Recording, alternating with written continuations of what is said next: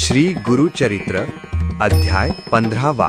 बाळा, श्री गुरूंची कीर्ती आता सर्वत्र पसरली होती। लोक त्यांच्याकडे केवळ आपल्या ऐहिक इच्छा पूर्ण करण्यासाठी, मुलगा व्हावा, धन मिळावे यासाठी गर्दी करू लागले होते। श्री गुरूंना अशा लोकांचा उगग आला। त्यांना वाटलं की भक्ती ही निस्वार्थ असावी, म्हणून ते वैजनाथ क्षेत्रात गुप्तरूप झाले। दुसरं म्हणजे संन्याशाने एकाच ठिकाणी जास्त काळ राहू नये, म्हणून त्यांनी आपल्या शिष्यांना सांगितलं की तुम्ही तीर्थयात्रा करून आपले मन स्थिर करा आणि ज्ञान मिळवा। आपण पुन्हा श्रीशैल्य पर्वतावर भेटू। बाळा, आज श्री गुरूंनी शिष्यांना भारताच्या नद्यांचा आणि क्षेत्रांचा जणू भूगोलच शिकवला। त्यांनी सांगितलं, काशी हे विश्वातील सर्वात मोठे तीर्थ आहे। तिथे गंगा नदीच्या काठी स्नान केल्याने साक्षात ब्रह्मज्ञान मिळते। प्रयाग, जिथे गंगा, यमुना आणि सरस्वतीचा संगम होतो, इथे स्नान केल्याने यज्ञाचे पुण्य मिळते। दक्षिण काशी म्हणजेच करवीर, कोल्हापूर, जिथे साक्षात महालक्ष्मीचा वास आहे। गोदावरी, ही गोदावरीच्या तटावर 6 योजने चालल्यास वाजपेय यज्ञाचे पुण्य मिळते। भीमा आणि अमरजा नद्यांचा संगम जिथे होतो ते गाणगापूर क्षेत्र अत्यंत पवित्र आहे। तिथला अश्वत्थ वृक्ष म्हणजेच पिंपळ म्हणजे साक्षात कल्पवृक्ष आहे। तिथे जे अनुष्ठान करतील त्यांच्या सर्व मनोकामना पूर्ण होतील। हे क्षेत्र सिद्धांची भूमी आहे। याशिवाय त्यांनी अयोध्या, मथुरा,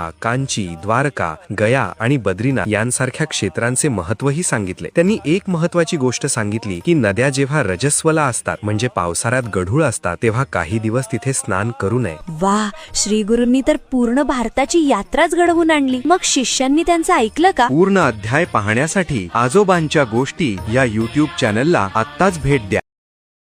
Download ShareChat.